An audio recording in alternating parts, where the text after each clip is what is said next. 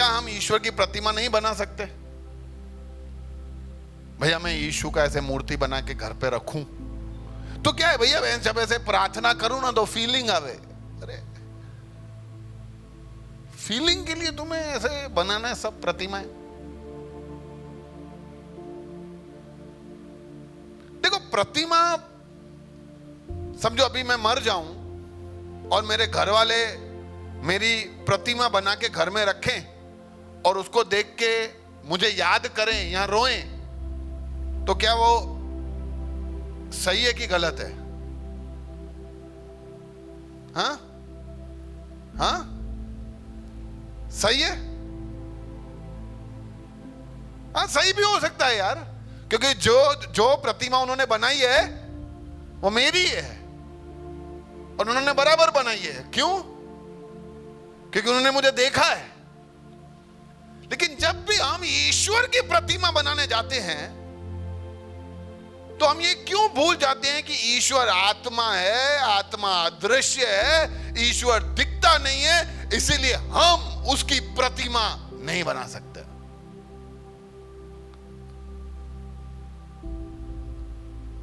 जब हम ईश्वर का प्रतिमा बनाते हैं ना, आप समझने का बात करो। अच्छा, आप में से कितने लोगों ने रोनाल्डो को देखा है? रोनाल्डो का नाम सुना है? बहुत ही अच्छा फुटबॉलर, ठीक है? कितने लोगों ने उसको देखा है आज तक?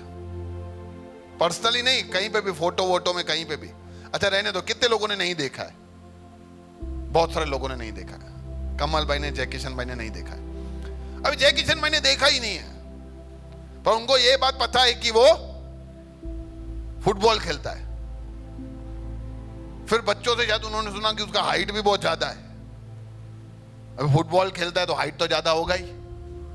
अब इनको ये भी समझ में आ गया कि फुटबॉल खेलता है तो मतलब शॉर्ट्स पहन के खेलता होगा, सॉक्स पहन के और स्पोर्ट्स शू पहन के खेलता होगा। अब इनको ये जानकारी है, इसके हिसाब से उन्होंने क्या किया, रोनाल्डो का मूर्ति बनाना शुरू किया। सब बनाए, छोटे सॉक्स पहनाए, शू पहनाया, शॉर्ट्स पहनाए, ऊपर टी शर्ट पहना दी, कोई नंबर वंबर लिख दिया, आगे कोई भी मुंह बना के हाथ में बॉल पकड़ा दिया और रोनाल्डो। और ये अच्छे बहुत ही कलाकार थे। एक दिन एक वहां पे व्यक्ति आया, बोला यार बहुत अच्छी अच्छी मूर्ति बना। अरे फुटबॉलर की भी मूर्ति बनाई है, जबरदस्त है ये तो। किसकी बनाई है? रोनाल्डो की। और रोनाल्डो ही था। बोला दिमाग खराब है, रोनाल्डो मैं हूं। किसका बनाया ये मूर्ति? ये है कौन? अच्छा आप रोनाल्डो? मैं तो ऐसे ही आपका मैं बहुत बड़ा फैन था ना, तो ऐसे सोच के जो कुछ भी बना दिया। आप खुश हो जाओ ना। मैंने काय का खुश हो जाओ? बेइज्जती करा रहा है मेरी, इंसल्ट है मेरी, ऐसा बना के तूने किया है।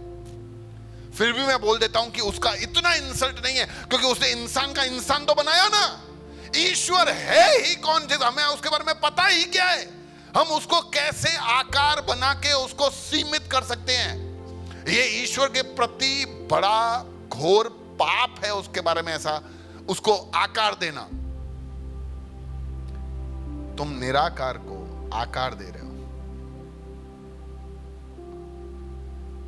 अनंत को सीमित कर रहे हो, और जो जीवित है उसको मृत्यु जैसा बना रहे हो। आपको पता है ये किसी का प्रतिमा बनाना व्यभिचार के समान होता है। व्यभिचार किधर, प्रतिमा बनाना किधर, दो अलग अलग बातें हैं। व्यभिचार मतलब होता है किसी पराई स्त्री या पराई पुरुष से रिश्ता रखना। वो गलत इसीलिए है क्योंकि जो हक आपको अपने पति या पत्नी को देना चाहिए, वो हक, वो सम्मान, वो अधिकार आप किसी दूसरी स्त्री या पुरुष को दे रहे हो, इसीलिए उसको व्यभिचार कहा जाता है। तो सेम ही हो गया। जो सम्मान, जो आराधना, जो उपासना मुझे उस खुदा को देना चाहिए, मैं वो किसी प्रतिमा को दे रहा हूं, जिसकी आंखें तो है पर देख नहीं रहा है, जिसके कान तो है पर सुन नहीं रहा है, जिसका मुंह तो है पर बोल नहीं सकता है। क्योंकि हमें पता है कि ईश्वर जीवित है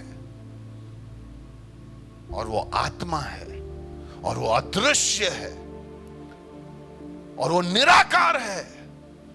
तो जब इतना सब कुछ पता है तो फिर हमारी समझ में क्यों नहीं आता है कि हम उसको आकार नहीं दे सकते। देखो, हमारे अंदर बुद्धि का कोई कमी नहीं है। मैं 10 बार 10 तरीके से आपको समझा सकता हूं। जैसे प्रीति बहन, आपको बताओ, आप अगर बीमार हो जाओ तो कहां जाओगे? डॉक्टर के पास, ठीक है। निर्मल भाई, आप बताओ कि अगर आपको जूते सिलवाने हो तो कहां जाओगे? मोची के पास।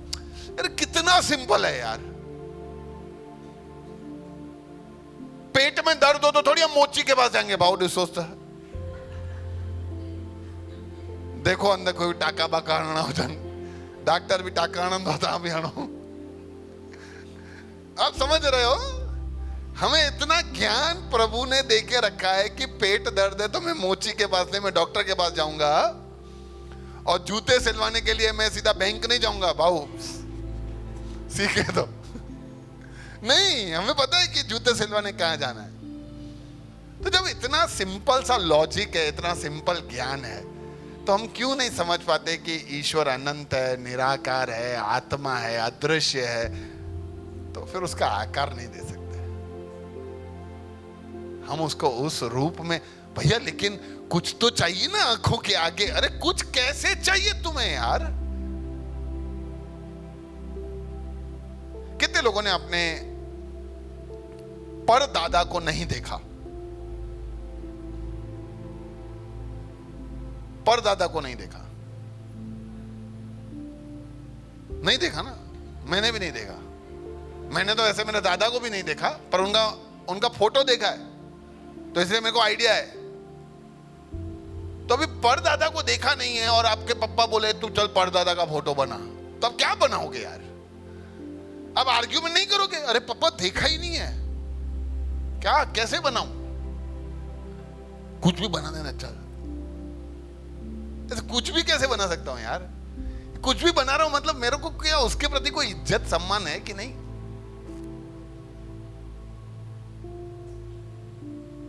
और तुमने वहां भालू बना दिया।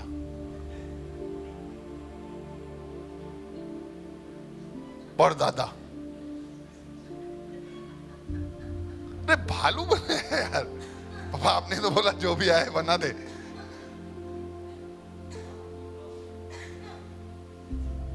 पहले के टाइम पे तो सब जानवर ही होते थे ना।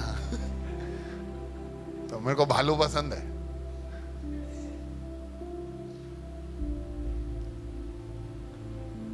भालू, सांप, नेवला